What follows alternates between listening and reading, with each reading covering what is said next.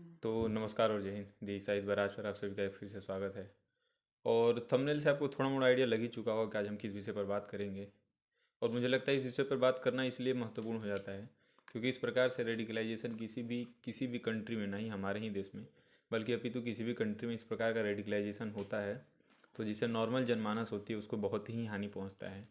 तो अभी ऑस्ट्रेलिया के जो सिडनी है उसके पास में ही एक बॉन्डी बीच है जहाँ पर दो गनमैन के द्वारा बॉन्डी बीच पर जो हनुखा का सेलिब्रेशन हो रहा था। ज्यूज़ में एक इम्पोर्टेंट फेस्टिवल है, क्रिश्चियन ज्यूज़ का जो अभी जो 25 दिसंबर को मनाते हैं बहुत सारे लोग। तो उससे पहले इनका स्टार्ट होता है महीना हनुखा जिसको सेलिब्रेट करते हैं। तो उसके पहले ही दिन मतलब 14 तारीख की शाम में लगभग दो गनमैन आते हैं और वहाँ पर ओपन फायरिंग कर देते हैं, जिसमें लगभग 15 लोग अब तक, मतलब आज की तारीख यानी आज 17 तारीख है और आज 16 तारीख है, सॉरी। और 16 तारीख तक 15 लोग मारे जा चुके हैं और लगभग 30 से ज़्यादा लोग घायल हैं। और इसमें मतलब सबसे दुखदाई ये है कि 10 साल की एक लड़की है जिसको उस ओपन फायरिंग में मृत्यु हो गई। उसके बाद मैं अभी इसमें जैसे जो अटैकर्स थे वो दो थे और उन दोनों अटैकर्स का नाम था, एक था साजिद अकरम और दूसरा नवीद अकरम। ये दोनों बाप बेटे थे।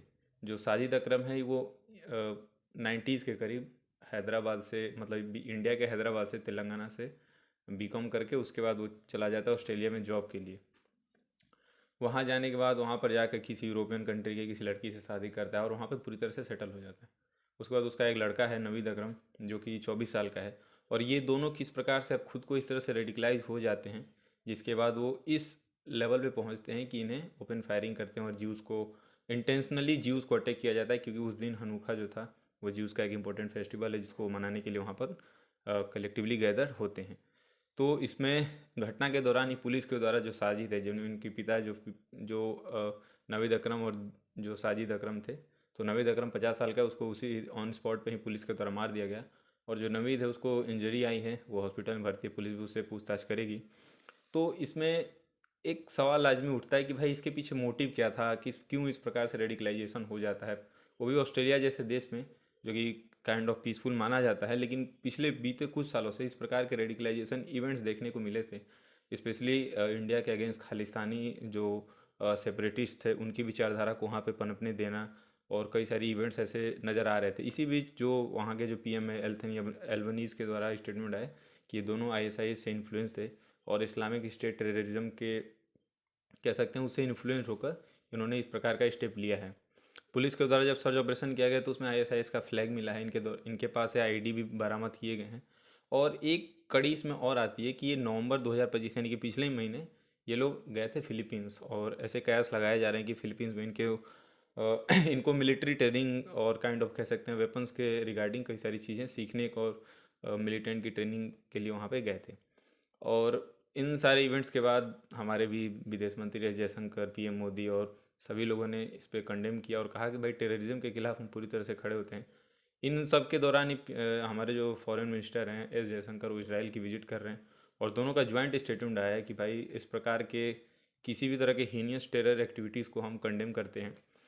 और जो इसका इनिशियल फेज है ना, ऐसा लगाया जा रहा है कि जो साजिद है जो इसके पिता हैं, मतलब इन दोनों में जो 50 साल का है, वो स्टार्टिंग में ही मतलब 90s में ही रेडिकलाइज होके उस स्तर पे उसके ब्रेन में उस तरह की चीज़ें हो रही थी। उसके बाद वो ऑस्ट्रेलिया जाता है और वहाँ पे ऑनलाइन ट्विटर पे और भी प्लेटफॉर्म से उसके द्वारा रेडिकल एक्टिविटीज़ देखने को मिली हैं। इन सब के बीच में जो इसराइल के पीएम हैं बेंजामिन नेतन्याहू, उनके द्वारा भी कई बार उनके द्वारा स्पेशली मतलब उनके मोसाड जो एजेंसी है उनके द्वारा ये कहा गया है कि भाई पहले भी 2-3 बार उनको ऑस्ट्रेलिया को वार्निंग दिया जा चुका है। किस रिगार्डिंग में मैं अभी उस पर आता हूँ क्योंकि ऑस्ट्रेलिया पिछले कुछ मतलब पिछले महीनों और उसके पिछले महीने वो राज़ी हो गया था फ़लस्तीन को एज ए कंट्री मानने के लिए, क्योंकि उसके हिसाब से वहाँ पे जो जो कुछ भी हो रहा था वो एक हीनियस क्राइम था और वार क्राइम हो रहा था। तो वो आ गया था कि भाई हम फ़लस्तीन को एक स्टेट के तौर पर रिकग्नाइज़ करेंगे। जिसके बाद जो इसराइल के पीएम थे जो बेंजामिन नेतन्याहू हैं, उन्होंने कई बार उनको वार्निंग भी दी कि भाई इस तरह से आप करेंगे तो आपके खुद के स्टेट में यानी ऑस्ट्रेलिया में भी रेडिकल एक्टिविटीज़ बढ़ जाएंगी, रेडिकलाइजेशन बढ़ जाएगा, सेपरेटिस्ट हैं वो लोग उनके आपके देश में बढ़ जाएंगे। लेकिन उनके द्वारा कई बार इसको डिनाई कर दिया गया। और इस इन सब के इंसिडेंट के बीच में भी जो एक वहाँ पे कहा जा रहा है बॉन्डी का हीरो एक अल अहमद कह करके बंदा है जो कि सीरिया से है। उसने एक गनमैन को पीछे से पकड़ लेता है और उसके भी हाथ में गोली वोली लग जाती है। इन सब घटनाओं के बीच एक सबसे लाजमी सवाल इसलिए उठता है क्योंकि इस प्रकार की टारगेटेड किलिंग यूरोप में भी देखी जा चुकी है। इंडिया में तो खैर आपको पता ही है, विदाउट सेइंग आप समझ जाएंगे कि किस किस चीज़ की मैं बात कर रहा हूँ। क्योंकि पहलगाम में हमारे पिछले मतलब मई में अरे अप्रैल में जिस प्रकार की घटना हुई 22 अप्रैल को, पहलगाम में रिलीजन पूछ के स्पेशली मारा गया। और उसके बाद आप देख रहे हैं कि जो बॉन्डी बीच पे हुआ वो भी जीव्स को टारगेटेड किलिंग की गई। तो एक ओवरऑल ग्लोबल लेवल पे इस प्रकार के सवाल उठेंगे कि भाई क्यों इस प्रकार की इस्लामिक टेररिस्ट और इस्लामिक रेडिकलाइजेशन इस स्तर पे पहुंच चुका है कि कोऑपरेटिवली किसी भी सोसाइटी और किसी भी कल्चर के साथ वो नहीं रह सकते। आप सोचिए कि भाई इंडिया में तो चलो लोग आज इसको कहते थे कि अगर इंडिया में इस प्रकार की एक्टिविटी होती थी तो लोग कहते थे कि भाई बीजेपी है, आरएसएस है और भी हिंदू ऑर्गेनाइजेशन है जो इस प्रकार के रेडिकलाइजेशन को फैलाते हैं। लेकिन ऑस्ट्रेलिया में कौन है? तो ये सारे इवेंट्स को अगर आप देखेंगे तो पता चलता है कि भाई क्यों इस प्रकार की पर्टिकुलर चीज़ें जो regarding other than Islamic state के जो लोग हैं उनके साथ हो रही हैं। यूरोप में भी देख लीजिए क्रिश्चियनिटी के खिलाफ अभी अभी ये चल रहा है ना क्रिसमस का सीज़न। यूरोप में हंड्रेड्स ऑफ ऐसे न्यूज़ और इवेंट्स आपको देखने को मिलेंगे जहाँ पर जो ट्रीज़ होते हैं जो क्रिश्चियन सेलिब्रेशन में मनाते हैं, क्रिसमस ट्री जो होता है उसमें आग लगा देना। पर्टिकुलर जो इवेंट हो रहे थे फ्रांस ने पिछले ही दिन इवेंट कैंसिल कर दिया एफिल टावर पे, क्यों? Due to fear of terror attack. तो आप सोच सकते हैं कि किस तरह से ये एक विचारधारा फैलती हुई जा रही है और इसका अंत यही होगा कि there could be a mass of massacre हो सकता है, there could be a lot of people who will die into this. तो क्योंकि ये इंडिया में होता था तो लोग बहुत सारे ये कहते थे कि हिंदू रेडिकलाइज मतलब मुस्लिम अपीजमेंट की पॉलिटिक्स होती थी कि भाई आरएसएस बीजेपी ये सारी चीज़ों के कारण ये सब होती थी। लेकिन भाई ऑस्ट्रेलिया में कौन गया? और इस पे बहुत सारे सवाल और भी उठेंगे। और तेलंगाना गवर्नमेंट का भी इसमें था कि भाई हम पूरा कोऑपरेट करेंगे इस केस में जो भी हमारे पास हो पाएगा।